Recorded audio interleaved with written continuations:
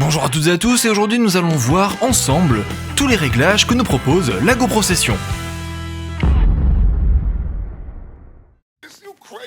On va donc voir ce que cette GoPro Session nous propose. Pour une facilité de compréhension et pour avoir un meilleur accès à tous les réglages, j'ai connecté la GoPro à l'application pour smartphone. Si vous voulez apprendre à le faire, vous avez juste à cliquer ici, c'est très simple et très rapide.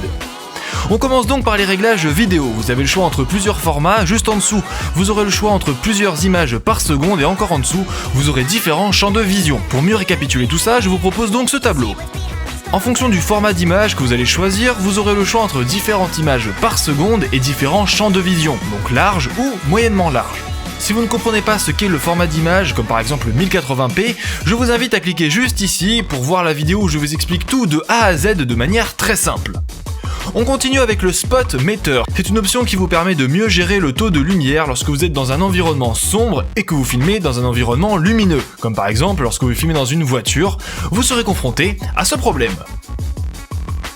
Le mode ProTune, c'est un mode qui vous permet de gérer un petit peu mieux les réglages vidéo de votre caméra. Vous pouvez choisir le nombre d'ISO. Sachez que plus le nombre est élevé et plus vous aurez de lumière, mais moins votre image sera nette.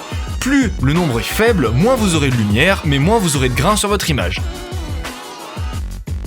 On passe maintenant en mode photo. Vous pourrez choisir le nombre de mégapixels et donc la taille de votre image. Une image de 8 pixels est donc plus grande et aura un champ de vision plus large qu'une de 5 mégapixels. Là encore, vous aurez la possibilité d'activer ou non le mode Spot Meter. Attention, si vous l'activez en mode vidéo, cela ne l'activera pas en mode photo. Si vous souhaitez l'utiliser en mode photo et en mode vidéo, il faut l'activer dans ces deux modes. Passons maintenant aux photos multiples. Dans le mode timelapse, vous aurez la possibilité de choisir l'intervalle entre chaque photo.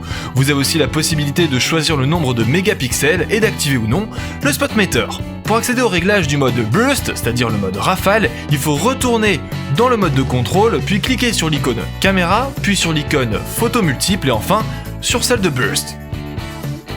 Vous pouvez aussi choisir l'intervalle entre vos photos. Vous aurez le choix entre 3 photos pour 1 seconde, 5 photos pour 1 seconde, 10 photos pour 1 seconde ou alors 10 photos pour 2 secondes. Avec ce mode là, vous pourrez soit capturer une action rapide, soit de faire une séquence photo. Comme pour tous les modes photo, vous aurez la possibilité de choisir le nombre de mégapixels et d'activer ou non le mode Spot Meter. On arrive maintenant au réglage de la caméra. Tout d'abord, l'orientation. Vous pouvez la bloquer soit sur le mode haut, soit sur le mode bas, ou alors sur l'option automatique. Cette option vous permettra de retourner automatiquement votre image si vous tournez votre GoPro.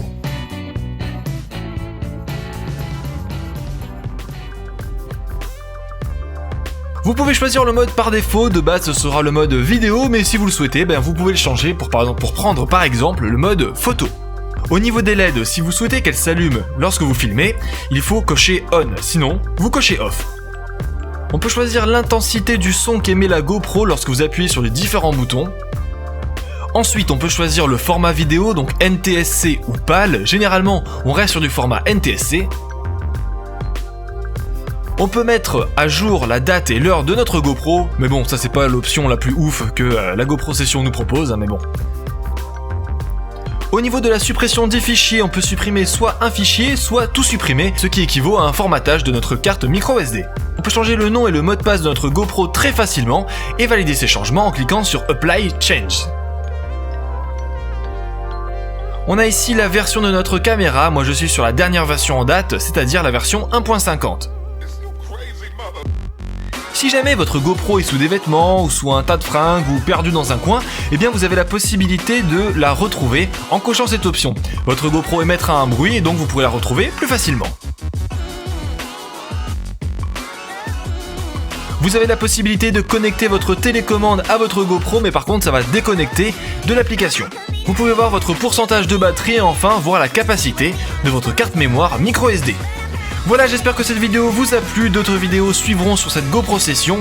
Si vous avez aimé, n'hésitez pas à mettre un like, si vous avez des questions, posez-les en commentaire, j'y réponds le plus rapidement possible. Je vous retrouve très bientôt dans une prochaine vidéo, bisous.